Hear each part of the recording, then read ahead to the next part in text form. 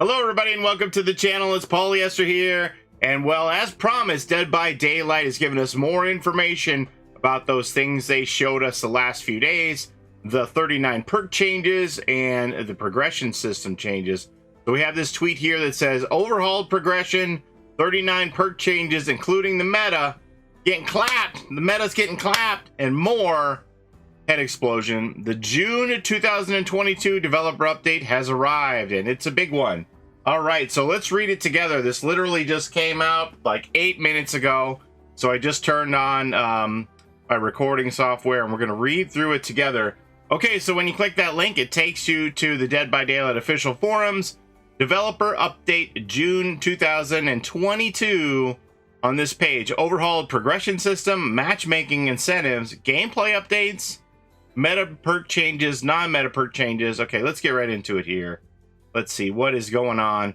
During our 6th anniversary broadcast, we announced a new progression system and a meta shifting perk overhaul.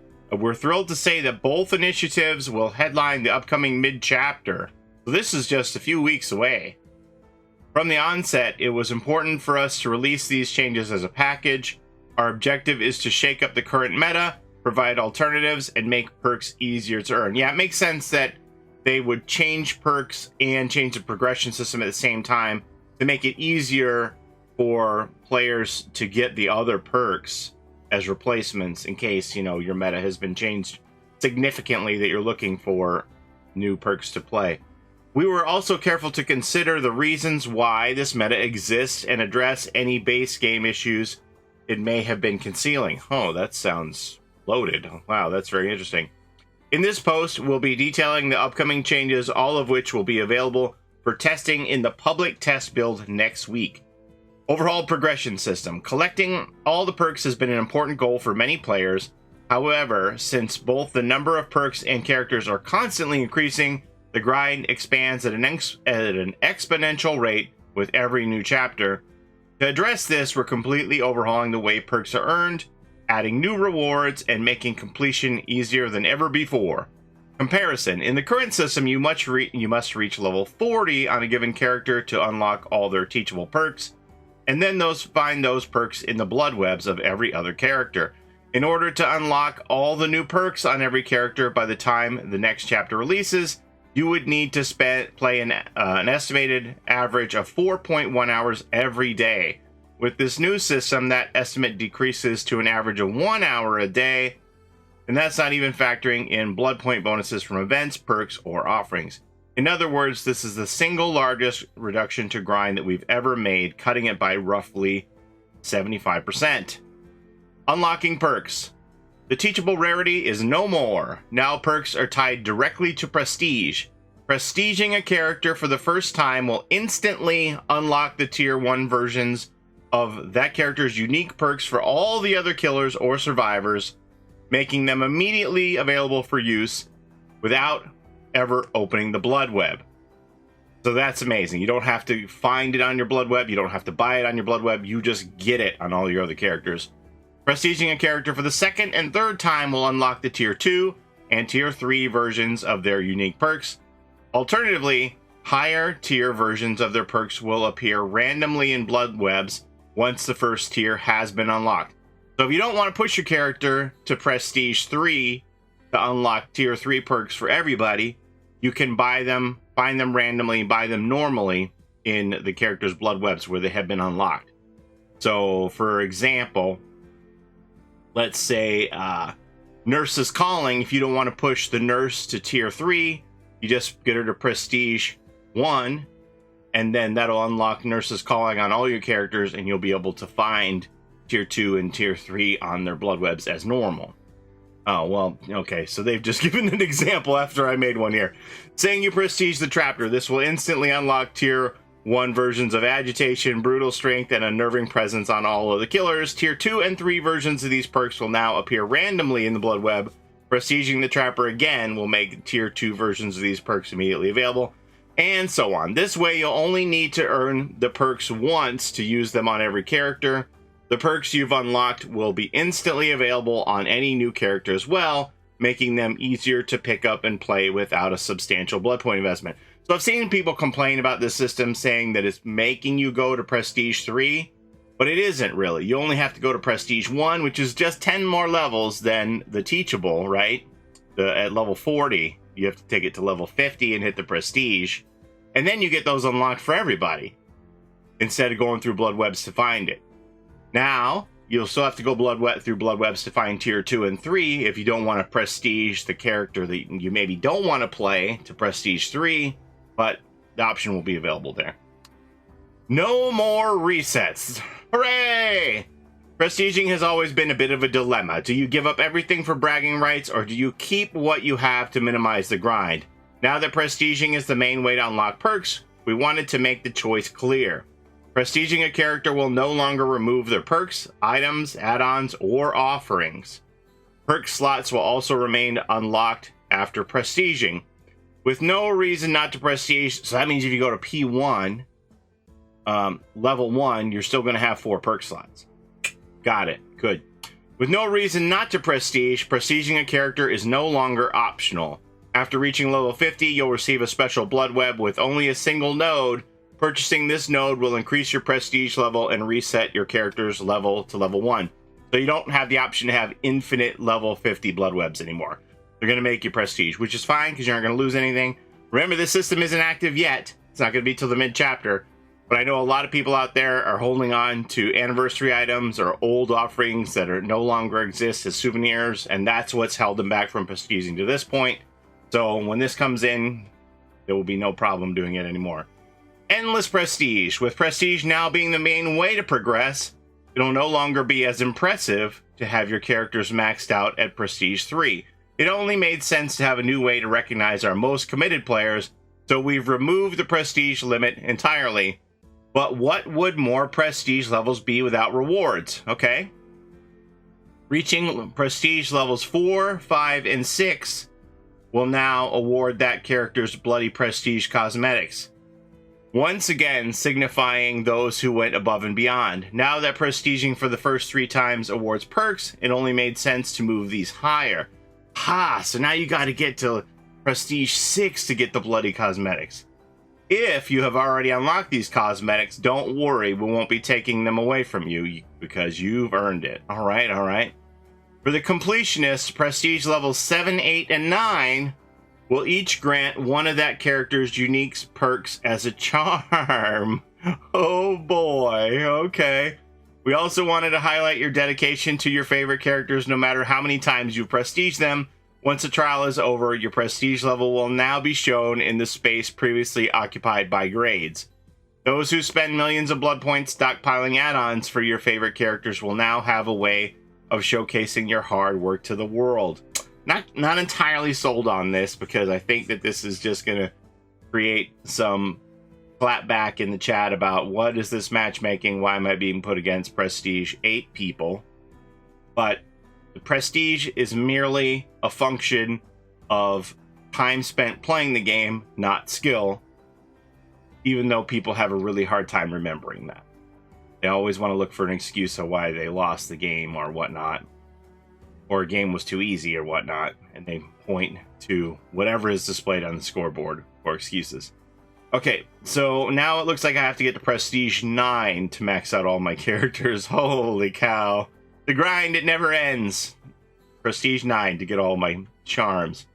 Shrine of Secrets. Unlike before, where the Shrine of Secrets would offer teachable perks that then needed to be found in blood webs, the shrine will now allow you to purchase perks directly. Purchasing a perk through the Shrine of Secrets will make the Tier 1 version of it immediately available on all killers or survivors, much like Prestige.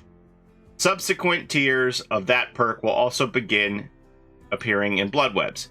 You may also purchase a perk again to increase its tier. This works seamlessly with the Prestige system, as purchasing a perk you've already unlocked through Prestige will increase its tier.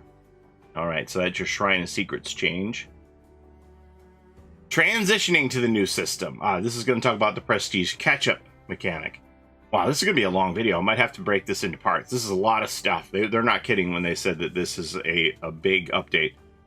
With many spending hundreds, if not thousands of hours playing Dead by Daylight over the years, we want to make sure that everyone is rewarded fairly. When the new system releases, we'll be automatically awarding existing players an appropriate number of prestige levels based on how many perk tiers they've unlocked. That's what I thought it was going to do.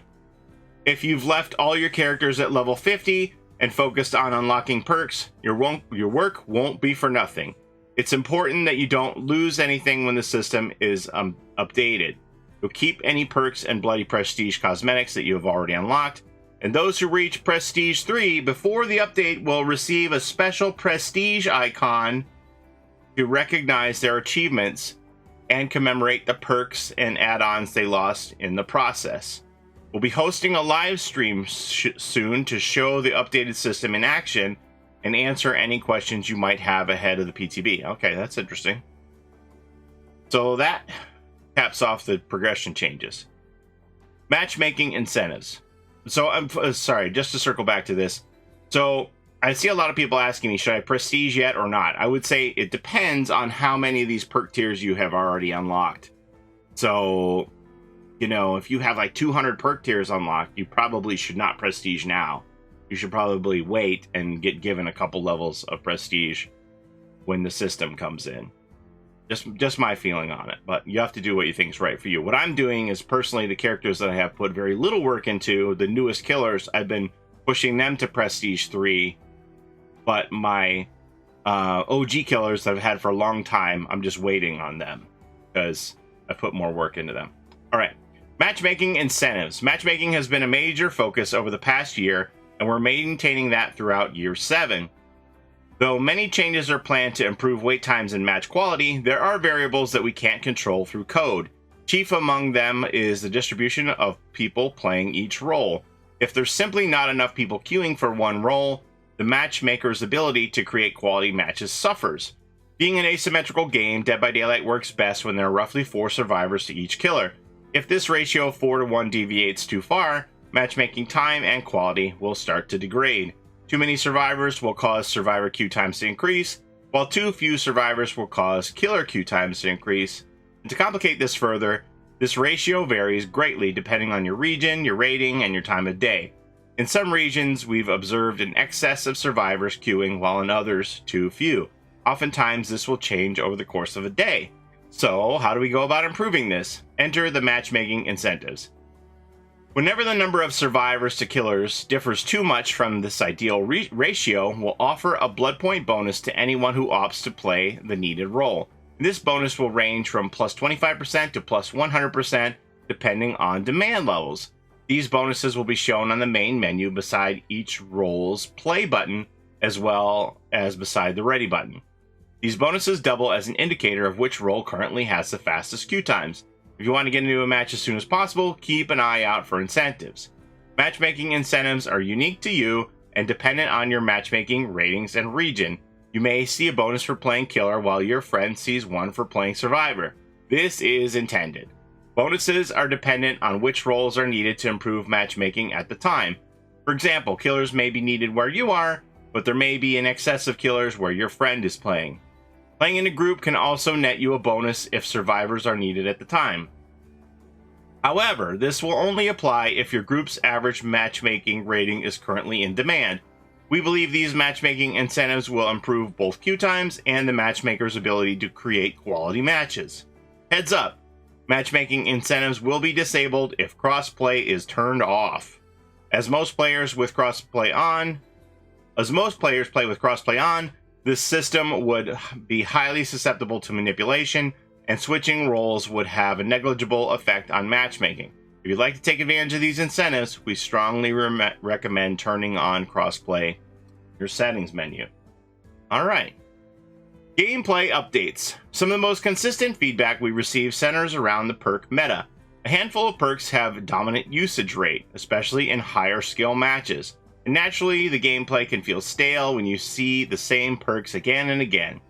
In the past, we've tried to address individual perks through various updates, but the odd meta change is not enough to shake things up. In this update, we are reworking and rebalancing 39 perks, meta included. We aim to reduce the reliance on the current meta while also providing many new options to experiment with. Before we can make meaningful changes to the meta, we need to look at why these perks are so heavily used in the first place. While some perks are popular because of their strength, others are popular because they reduce the likelihood of an unfun situation. Therefore, we've prepared a few baseline changes to address some of these core gameplay issues. Does that say generator speed? Whoa, are we gonna go through all 39 perks here too? Holy moly. Generator speeds. When looking at the perks most used by killers, there's a very clear trend. Any perk that helps prevent generators from being powered, slowdown perks for short, are favored. Corrupt Intervention, Pop Goes the Weasel, Scourge Hook Pain Resonance, and Hex Ruin are a few notable examples, and each are amongst the most popular perks. Many players feel like generators are powered too quickly without these perks, so we knew we needed to look at generators before making any perk changes. Slowdown perks should be an option, but not the only option to stay competitive. First, we have increased the time it takes to power a generator to 90 seconds, up from 80. Wow! The time it takes to complete a generator hasn't been changed in a long time, but it's clear that they are being powered quicker than we'd like. By slowing them down slightly, we hope to give killers a bigger window to interrupt survivors, particularly at the end of a trial. Second, kicking a generator will now instantly remove 2.5% of the maximum progress. This change makes kicking generators more meaningful, even if a survivor stops it from regressing shortly after. Additionally, survivors must now decide whether they should tap a generator to prevent regression, as this allows the killer to kick it again and knock off even more progress. Well, we've all seen those situations where you kick it and then the survivor taps it right away, right? With these two changes, we hope to reduce the reliance on passive slowdown mechanics and promote increased interaction between killers and survivors. General killer improvements. The average kill rates, how many survivors are killed each trial on average, are a little lower than we'd like, a sentiment echoed by many of the community members. To ensure the killer feels like an unstoppable force to be feared, we're making slight improvements to many aspects of killer gameplay. Wow. We've reduced the time it takes to break walls and pallets by 10%, and generators can also be kicked 10% faster than before. While these changes may seem small, a fraction of a second could be the difference between hitting a survivor and them reaching a pallet. Oh, I said this game runs on the currency of time, so anything that gives the killer a little bit more time is going to be welcome. Next, we've reduced the cooldown for successful basic attacks by 10%. Holy crap! And reduced the duration of the survivor's speed boost upon being hit by 10%. Moving forward, survivors will gain slightly less distance upon being hit, making it more difficult for them to run long distances to a safe area.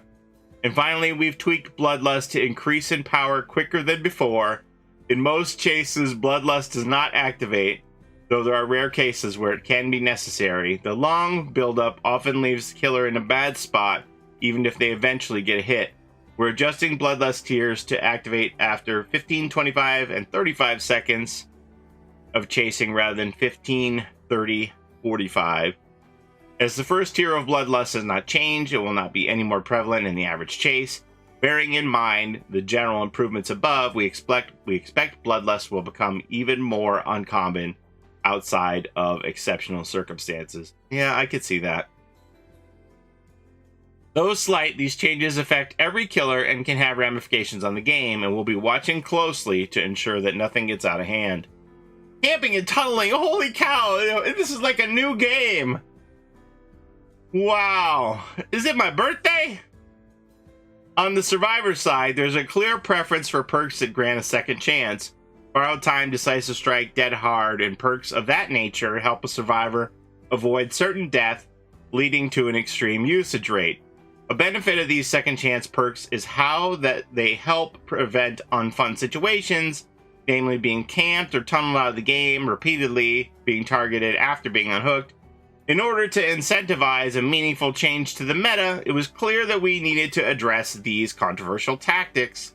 Second chance perks should be nice to have, not essential to ensuring enjoyable gameplay. Moving forward, Survivors will receive a 5-second endurance effect after being unhooked. This gives the unhooked survivor an opportunity to reach a nearby window or pallet, or for another survivor to position themselves for a protection hit.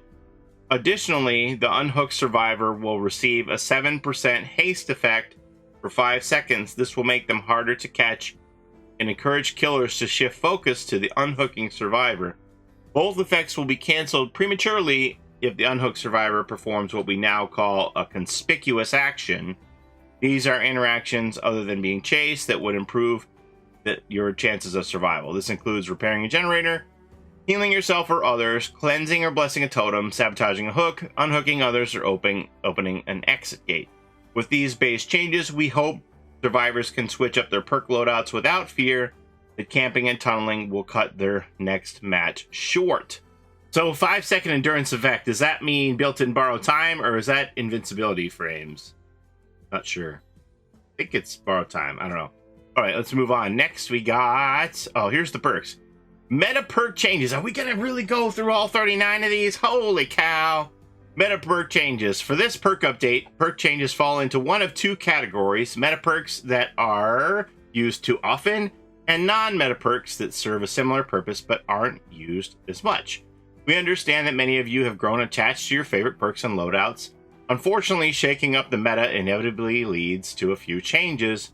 Rest assured that our goal is to provide alternatives that align with your preferred playstyle while widening the scope to include more viable perk options. It's also important to note that not every meta perk is equal, and each was considered on a case-by-case basis. So what are Dead by Daylight's meta perks? By referencing both community feedback and internal data, we can see that some perks stand out above the rest.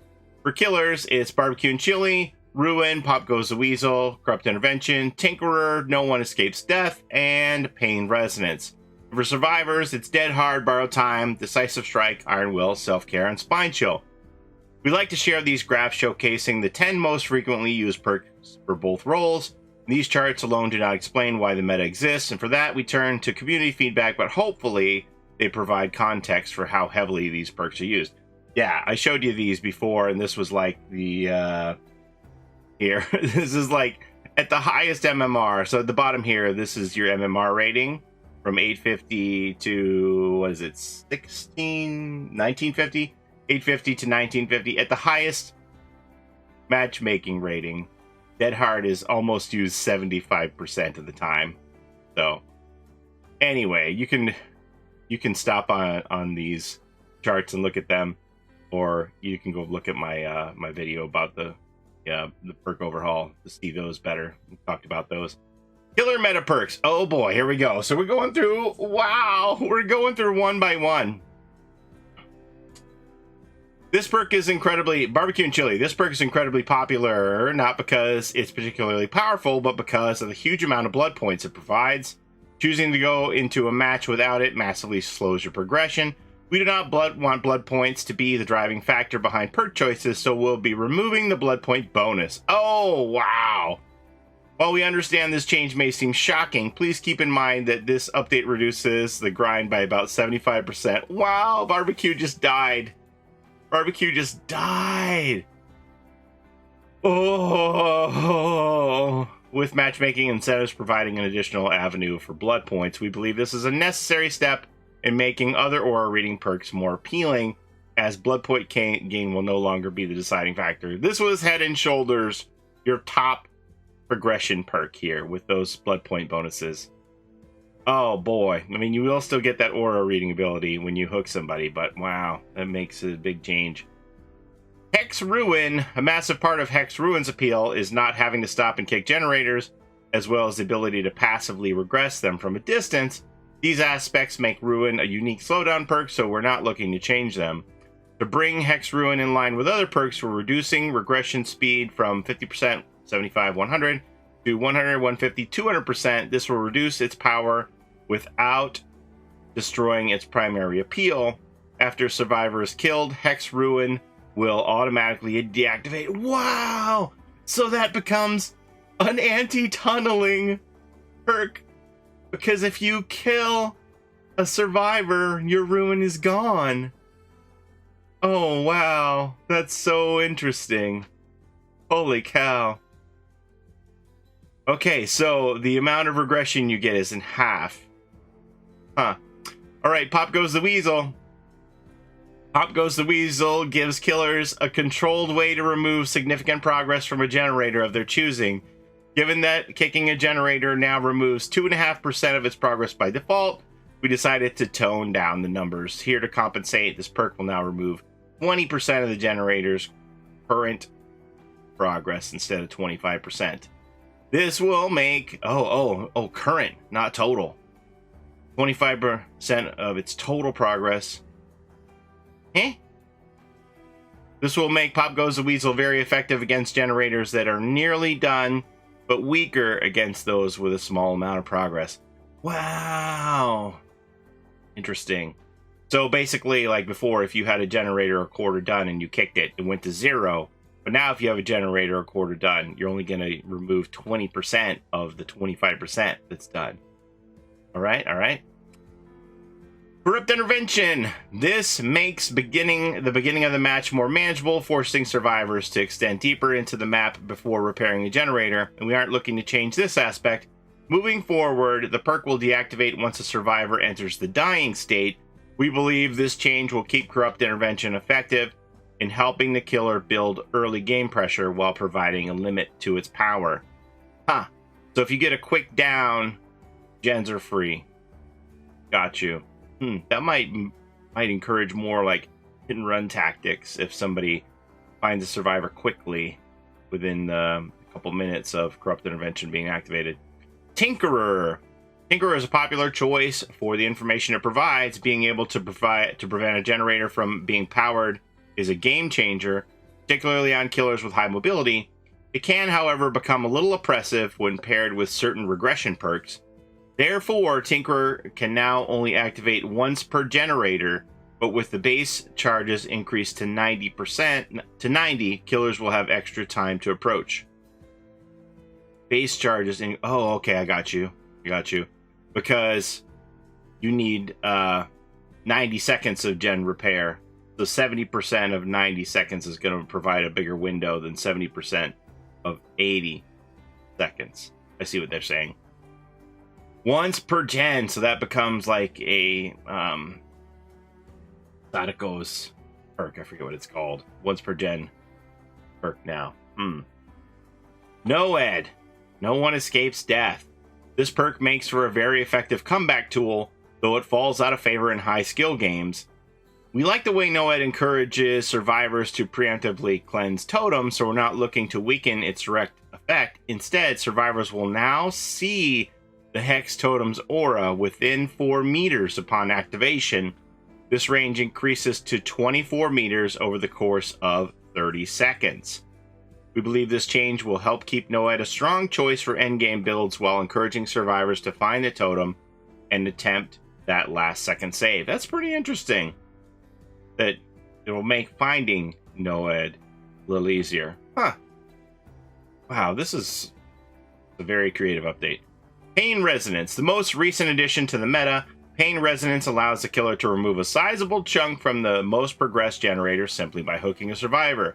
A loud noise notification allows the killer to disrupt the survivors before they can continue repairing. A jack of all trades of sorts, granting both a powerful regression effect and crucial information. With that in mind, we're removing the loud noise notification. Instead of exploding, the affected generator will now spark upon losing progress, and survivors will no longer scream. We believe that this will ensure Pain Resonance remains a strong regression perk while limiting its informational aspect. Wow, that was a lot of information that you got. You're like, okay, that's where the gen is. It has the most progress, and that's where the survivors are. All right, survivor meta perks. Oh yeah, so we're going to do all the metas, and then we're going to go into the non-metas. This is going to be so long. Thanks for watching this with me, everybody. Dead Hard, here it comes. Dead Hard is by far the most used perk by survivors, and it's easy to see why. In the right hands, it acts like a third health state, allowing the survivor to escape a situation where they would otherwise go down. There are 2 main ways Dead Hard is used: to dodge a hit and for distance, to get to a nearby pallet or window. In the latter case, there's not much a killer can do. Therefore, Dead Hard will now provide the endurance effect for 1 second when activated, and if you time it right, you'll prevent the hit and gain a movement speed boost. This will remove Dead Harding for distance and make it solely used to dodge hits, which killers can anticipate and even bait accordingly. Oh, are you scared yet? Decisive Strike. One of Decisive Strike's main appeals is its efficacy of preventing tunneling. In light of the upcoming base game changes, we expect Decisive Strike to drop in usage slightly. For the most part, we find the perk to be healthy for the game and easily avoidable for killers who choose not to tunnel and unhook Survivor.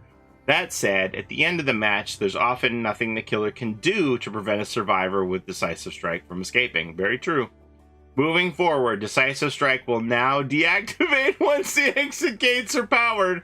In addition, the stun duration has been reduced from 5 seconds to 3 seconds and will also be simplifying the description of the perk.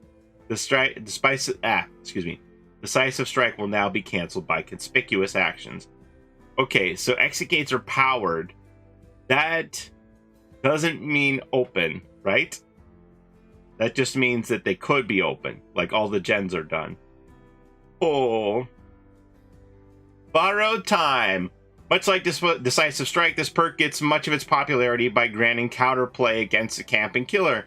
Considering a lighter version of Borrowed Time's effect has been added to Survivor's base kit, so the endurance means they're going to have built-in Borrowed Time. We need to update the perk accordingly. Borrowed Time will now extend the duration of the endurance effect by up to 10 seconds and increase the movement speed bonus duration by 10 seconds for any Survivor you unhook. So they're going to get that haste, and they'll have 15 seconds of endurance. These effects will be canceled if the unhooked Survivor performs a conspicuous action.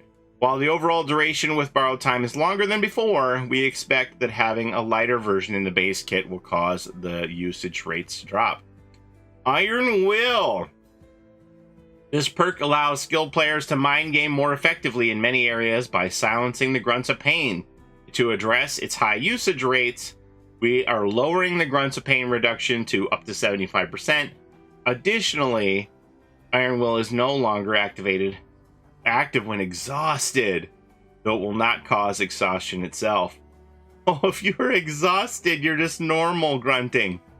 So, reduces it by 75%, so you're still going to be making 25% sounds instead of completely silent. Interesting. Self-care. Though self-care has a divisive reputation among the community, we were surprised to find that its usage peaks in the highest skill matches. To have a consistent and reliable way to heal at will is a powerful tool in the right hands. On top of that, self-care increases the efficiency of medkits, allowing survivors to squeeze additional heals out of them. So to reduce its strength, self-care's healing speed will be lowered to 35%, and the item efficiency bonus has been removed entirely. So instead of healing yourself at half speed, it's going to be 1/3 speed. Those are going to be some really long heals. Especially, like, with hemorrhage and stuff, right? Oh my god, Sloppy Butcher is going to be, like, forever heal at 1/3 speed. Selfish care, indeed. Spine Chill, here we go.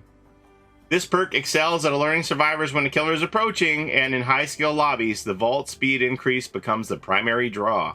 There are a few aspects of this perk that we'd like to clean up.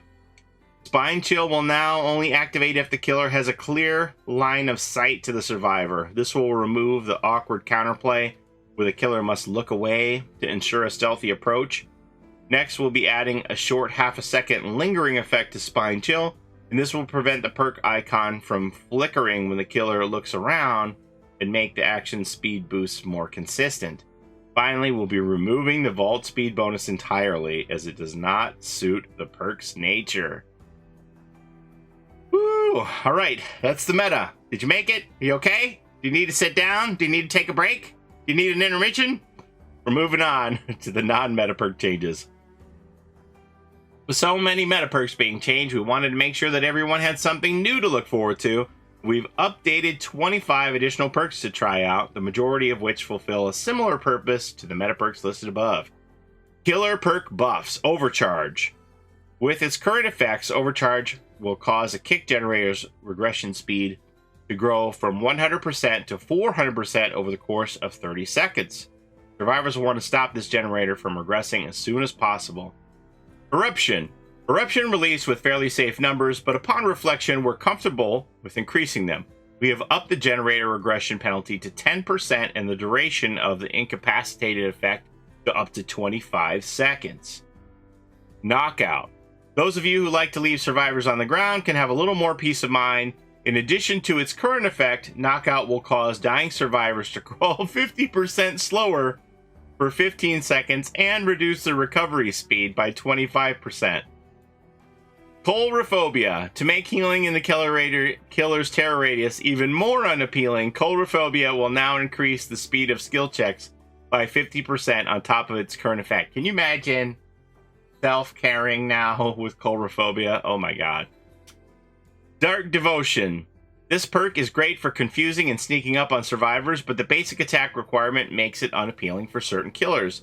Dark Devotion will now activate whenever the obsession loses a health state. What if the no mither is the obsession? Oh my god. You'll just think the killer's on top of you? Crazy. Jolt. Jolt allows the killer to regress generators simply by downing a survivor. To make it more consistent and punish careless survivor plays, we have removed the cooldown. Lethal Pursuer. So you like aura reading, huh? On top of the existing effect, Lethal Pursuer will now extend the duration of all aura reading effects by 2 seconds. Wow. Scourge Hook, Gift of Pain. This perk also shipped with safer numbers, so we'll be increasing the action speed penalty to up to 16%. Sonata Phobia. Wow, another quick one. We're increasing the action speed penalty to 5.5% per survivor for a maximum of 22%. I've always felt like Sonata Phobia was a little low, even though it's had some changes over the years. Oh my goodness. Sonata Phobia with Legion now. Scourge Hook Monstrous Shrine. Long we've waited. Monstrous Shrine has received a rework. This perk will now convert all basement hooks to Scourge Hooks. Whoa! Additionally, Scourge Hooks will now grant 20% faster entity progression, but only if the killer is not within 24 meters. Whoa. Survivor perk buffs. Calm Spirit. In addition to Calm Spirit's current effects, you can now open chests and cleanse and bless totems silently, although at 30% reduced speed. Huh. Interesting.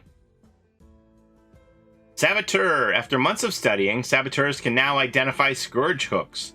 Their ores are shown in yellow when a survivor is being carried. Use this information to your advantage to prevent Scourge Hook perks from being activated. That's actually really cool. I love that change. Botany Knowledge. Botany Knowledge now increases healing speed efficiency by up to 50%, which is up from 1/3. Wow, that's cool. I know a lot of people were afraid Botany was getting nerfed, so... Off the record. Upon being unhooked, gain the Endurance status effect for up to 80 seconds. The Endurance effect is lost upon performing a conspicuous action. While this is a lengthy Endurance effect, any game progression action will cancel it prematurely, making it purely for evading the killer after being unhooked. 80 seconds of borrowed time! What? Oh my god. That's pretty interesting. Lucky Break. This perk is great for escaping a chase, but the effect quickly runs out. We're giving survivors a way to recharge Lucky Break. Each second spent healing another survivor increases Lucky Break's duration by 1 second. The total time cannot exceed the starting duration. That's cool, like that. Pharmacy. Pharmacy used to guarantee an emergency med kit the first time you searched a chest, which you'd either hope nobody takes before you need it or hide it in a far off corner like a medkit goblin. Hey, is that a shot at Quentin? Now Pharmacy will activate whenever you're injured, guaranteeing emergency medkit when you search a chest. This effect can happen multiple times in one trial. Good luck stealing my medkit now, Meg. Nice. Soul Survivor. In addition to hiding your aura, Soul Survivor will now increase your generator speed, repair speed by 75%, and your exit gate and hatch action speed by 50%. These effects are only active when you're the last survivor standing. I mean, gosh, I don't know. Like, how many Soul Survivors are trying to do gens? You know? But I appreciate the effort here. Distortion. For those who like to stay hidden, we've added a way to regain distortion tokens. Gain 1 token for every 30 seconds spent within the killer's terror radius. That's going to be really cool, like if you couple it with Pebble version. That's neat. Lightweight. In addition to Lightweight's existing effects, your scratch marks will be more sporadic, making you harder to track. Your scratch marks will also fade 3 seconds sooner, up from 1 second sooner. Wow. Deja Vu. To help survivors power the 3 closest generators, Deja Vu will now grant a 5% repair speed bonus to the revealed generators. Very interesting. No One Left Behind. Beyond its current effects, No One Left Behind will grant a 7% movement speed bonus to any survivors you unhook. So that's going to like stack. So additionally, the perk now activates when the gates are powered rather than opened. Is that going to stack? Like, if I have borrowed time and No One Left Behind, how fast is this survivor going to be? Stack? Dark Sense. We've changed the way Dark Sense works. When a generator is powered, Dark Sense activates. The next time the killer comes within 24 meters of you, their aura is revealed for 10 seconds. Dark Sense then deactivates.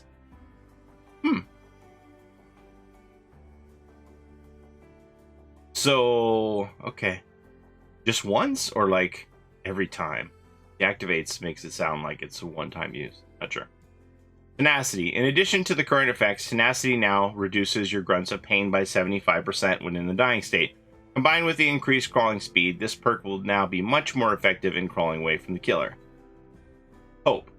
Hope is great for those who like to make late-game saves, but the limited duration can cause it to expire at an inconvenient time. Since this perk is only useful at the end of the match, we've removed the duration entirely. Wow. Interesting. That really makes that a lot more appealing. Overzealous. This is Hattie's perk. In its current state, cleansing a totem grants you a repair speed bonus of up to 8%. Now that bonus doubles if you cleanse a hex totem. Oh. We're going to live forever, so this is going to be bye-bye blood points. Much like barbecue and chili, this perk features a massive blood point bonus. We don't want blood points to dictate which perks are used, so we've removed the blood point bonus from We're Gonna Live Forever.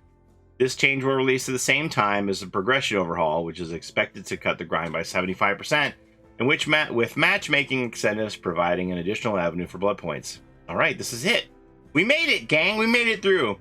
We realize that following these changes, a new meta will surely arise. We'll be closely monitoring the performance of each updated perk to ensure that none fall too far out of line. Moving forward, we hope to make meta-shaking updates like this one a more frequent part of our plans in order to keep gameplay feeling fresh. With that, we've reached the end of this developer update. Kudos to those of you who made it this far. It was a long one. As always, these changes will be available for testing next week in the PTB. That's the public test build. If you're on Steam, you can try this out next week. Given the number of changes made, we'll be keeping an extra close eye for feedback. We'll also be holding a live stream in the near future to preview the update and answer any questions you may have. Until next time, the Dead by Daylight team. Wow, you know, this is a long time coming, shaking up the meta. I know there's a lot of people out here who are not going to like this at all. But being a live service game, I think this is really necessary to continually change aspects of the game just to keep it fresh. And, you know, I'm just as bad as anybody that wants to wear my old shoes because they're comfortable and use that same build over and over again. So I appreciate when people with my Streamloots cards force me to use different builds or go perkless or things like that. And I think that's really going to get me ready for these changes. But wow, this was a really big one. Looking forward to seeing it next week. A lot of interesting combinations already in my head for perks that we can put together to synergize. And yeah, it's cool. And you know, I'm not gonna say that I'm thrilled about some of the nerfs, but it is what it is. I understand that it's necessary in the interest of keeping the community involved and engaged, that this is something that has to happen. So I'm gonna embrace it with that mindset, and I hope that you will too. Thank you so much for watching. As always, I appreciate the time that you spend here with me on my channel. And don't forget to take care of each other in and out of the fog. I can't believe you watched this whole thing. Thank you. I love you. Have a great day, everybody. Bye-bye. It's a Gen Rush life for us. It's a Gen Rush life for us. Set a hiding, we do gens. Set a randoms, we got friends. It's a Gen Rush life.